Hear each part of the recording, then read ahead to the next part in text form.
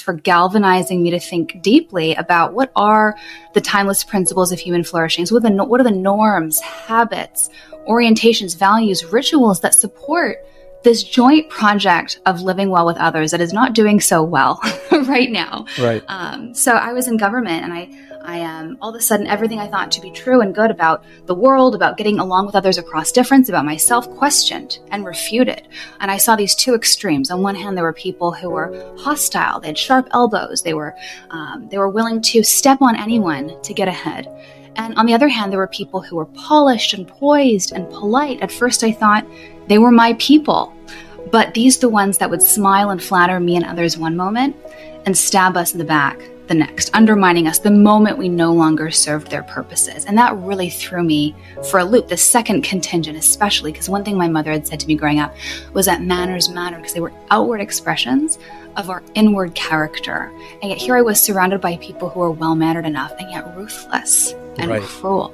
So at least the ones who are outwardly ruthless and cruel, you knew what you were going to get. Exactly. And you could manage accordingly.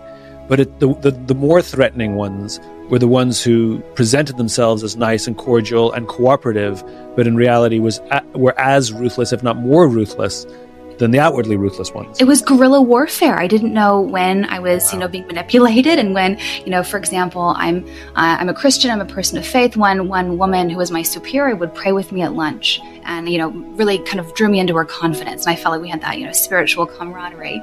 And then I come to realize that she's undermining me, lying about me to our superiors, and trying to get me fired. And I came to that, that just really threw me, kind of that spiritual, emotional manipulation.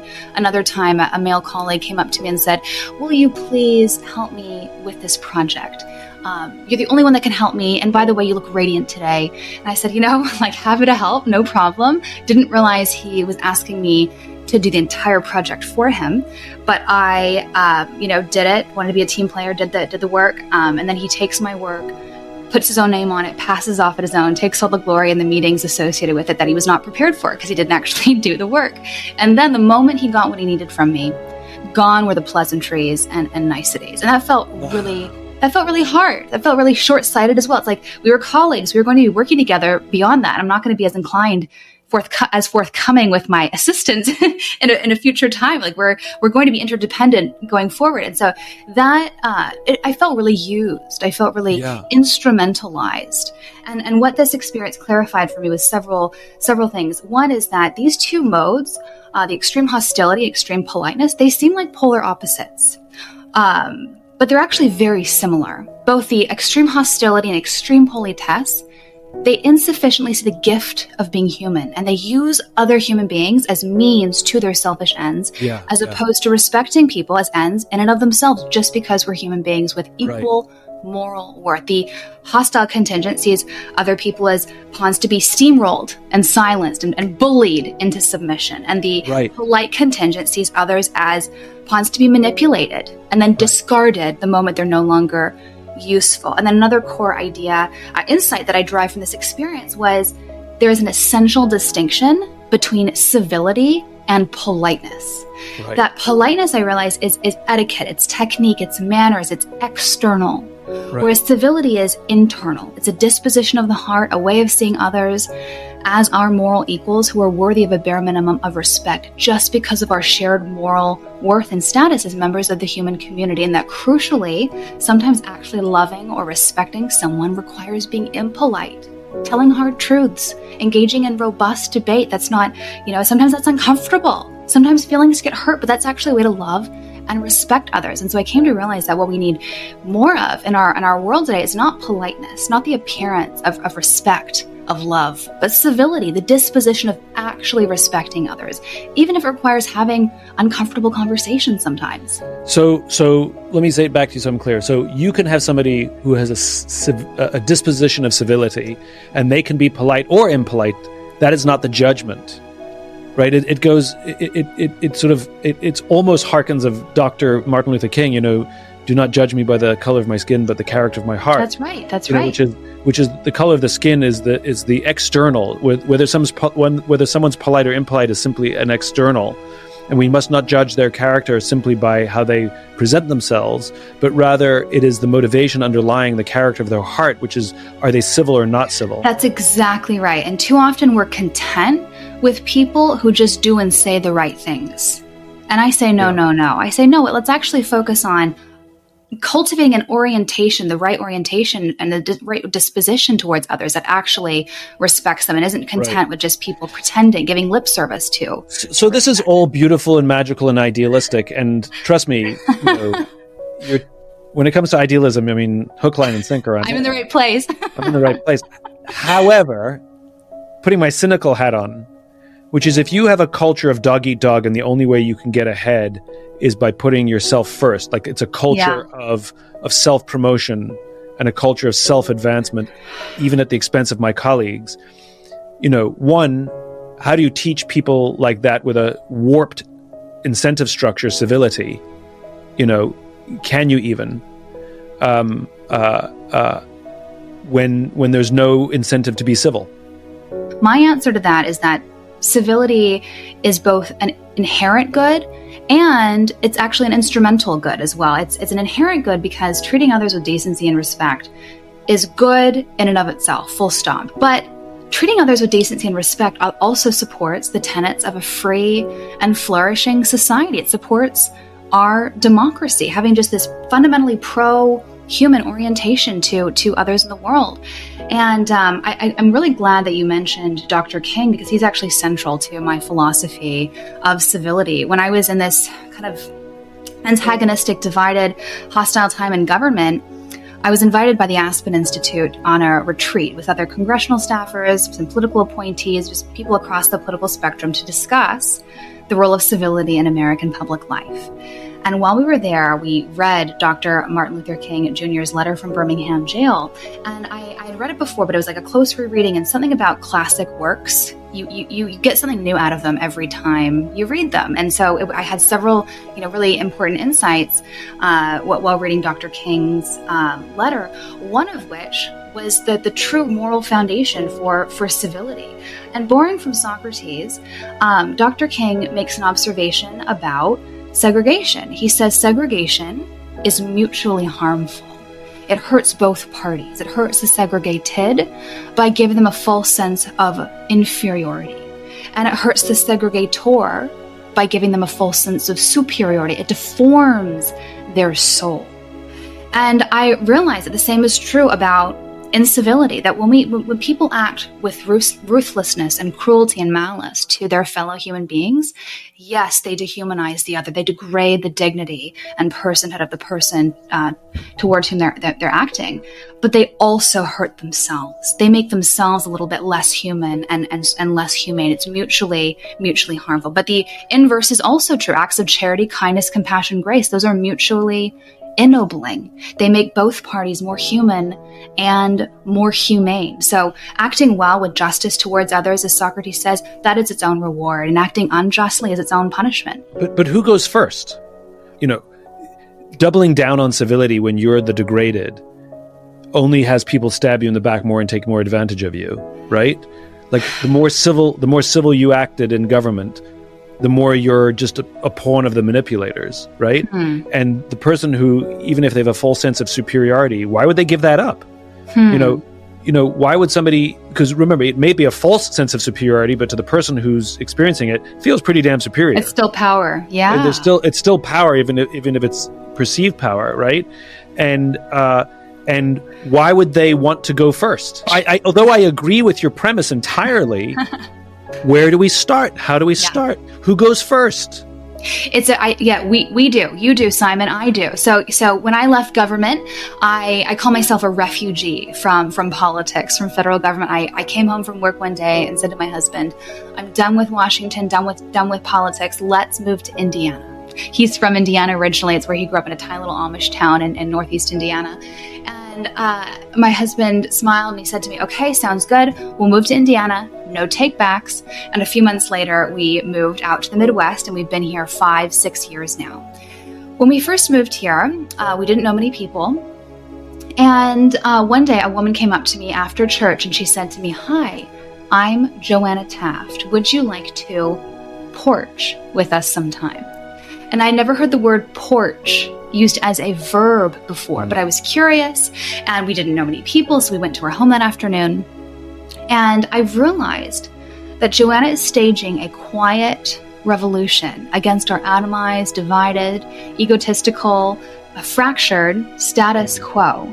She had curated people across race, class, geography, politics, just to inhabit a shared space, to be seen and known and loved in the fullness of who we are, and not by virtue of, the superficial things that the world wants us to assign our identities and value to. And we had unstructured conversation, and seeds of trust and friendship were built on this porch. And I was, introduced to people I never would have met probably otherwise, because again, to this point about there being much the same about this problem because human nature doesn't change, there are many important things that are different. One example is the fact that it's very easy to go through life and not really encounter people we don't want to encounter. We know this is true virtually, where we can unfriend and just curate and subscribe to the people that we want to have our virtual ecosystems occupied by. But even physically, if we leave the house at all, we go from car to office and back again. And we have food, groceries, everything delivered at our fingertips, and we're not really put in proximity to people we don't like or don't want to be around. And that's what's so beautiful and radical about what Joanna was doing on her porch. She was intentionally getting people out of their silos, out of their bubbles, into a shared space to build these seeds of trust and friendship that are so lacking in the world today. And I actually had the privilege of traveling the country and meeting and studying and walking alongside people like Joanna, with and without a front porch, who are doing the same thing. They're saying, I can't control who's running for president, who's in the White House, who's tweeting what the scandal of the day is, but I can control myself. And I am going to make my world, my community, my sphere of influence better, stronger, and more beautiful. And there is profound power in that. That's an empowering message that it is a superpower, but it's one that we can all acquire and start doing right now. It just starts with seeing the outsider and seeking to transform them into the insider, the stranger, into the friend, and weaving that social fabric and just how we live our lives. That's where the stuff of, democracy is sustained. I love this idea of porching. And I think that is an instruction of how to start, which is, yes, when I say who starts, the leader starts, right? The person who literally leads the way. Joanna is a leader because she chooses to go outside of the ring, outside of the gladiatorial sort of, grounds, and goes outside of that space and says, I will porch, I will invite people who don't look like me, who have different politics than me, who have a different point of view than me. I may violently disagree with them, but we will porch. And the rules of the porch, because the rules of where you worked in government were dog eat dog. Mm-hmm. Those were the rules, and everybody played by the rules. And those rules were set by the leaders, right? Because those rules were, if you played that way, you got rewarded with bounty, recognition, and promotion. Mm-hmm. And so that's why they were that way, because those people aren't wired that way. The environment incentivized them to act that way. Yes. And so the rules of the porch are different, which is if you come to my porch, you act with civility. That's right. You can disagree, you can dislike, you can be polite, and you can be impolite. Mm-hmm. But you act with civility, and that's why it works. Mm-hmm. What did you learn about yourself on the porch? What did I learn about myself? I learned that I am more of a social animal than I think. I realized about myself that, I do need community, just like any other person does. That even if you're an introvert, we still long for community and relationship. And I was really intentional. And it takes work. It takes a lot of work. And I was intentional about curating that. And this is one other beautiful thing that I learned from Joanna. She sat us down on her porch that day and asked us questions about ourselves. Who were we? What were we passionate about in life? And then by the time that we left the porch, we had introductions to 10 new people around town, many of whom were not even on the porch, but just people that she thought could help additionally plug us in and make Indianapolis feel like home. And I realized that that's what people want and need. They want to feel seen and known and loved. And it takes just one person to help do that for a person. And that made me realize, like, how can I live my life with greater intentionality and greater purpose, and seeing the outsider, seeing the person in need, the person who's lonely around me. It's really easy to go through life from point A to point B, very instrumental, very focused on our goals. And Joanna, like my mother, like my grandmother before her, are excellent at looking, kind of like having not monovision, that's very common, but what's it called? Panvision. The panopticon, like just constantly looking out for the needs of others around them and seeing needs and going out of their way to brighten people's day. And so I learned about myself. It was kind of, convicting just how moving from DC, it had been a very instrumental culture, a very goal-oriented culture. And it's not really always clear, what the goal or the purpose is of the porch, right? We're people that like input, output. If I invest my time in this, what am I getting out of it?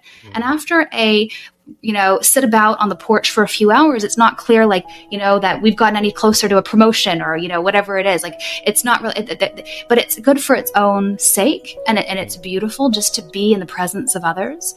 And that's just an immeasurable gift. And so I was kind of convicted about just that sort of myopic, instrumental view I had of relationships with people that I was trying to kind of shedding as I moved from DC to Indianapolis. And have you hosted your own porch? I have. Yeah, we've lived in 2 historic homes since we've lived here in Indianapolis, and we recently had a big house crisis. Our pipe burst in our 3rd floor a year ago and destroyed half our home. So we've kind of been in survival mode as we've been in reconstructing it. But we have a big front terrace right now. And we can't wait to host porch parties as soon as we're kind of back in the home. But there's to further the porch really for one moment, there's this beautiful essay called From Front Porch to Patio, written by a gentleman named Richard H. Thomas.